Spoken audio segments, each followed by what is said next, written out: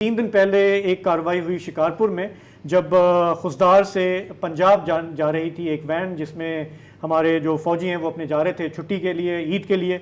उनको रोक के वहाँ पे लूटा गया और बाद में पता चला कि उनका ताल्लुक पाक फौज से था। तो इसमें हर कोई इसका शिकार बन रहा है।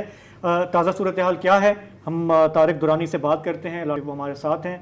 तारिक, बताइएगा कि ये हम मुसलसल सुन रहे थे कि एक बड़ा ऑपरेशन होगा, रेंजर्स आएंगे, पुलिस आएगी, क्या हुआ अभी तक?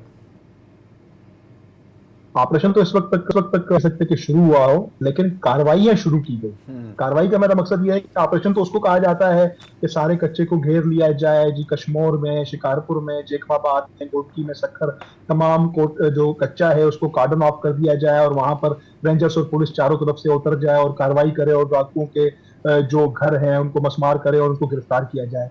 इस तरह की कोई कार्रवाई यहाँ पर अभी तक नहीं की जा रही। हाँ, जहां अगर कोई वारदात होती है, वारदात का पता चलता है, उसके बाद उस इलाके में पुलिस आजकल रेंजर्स की मदद से जा रही है।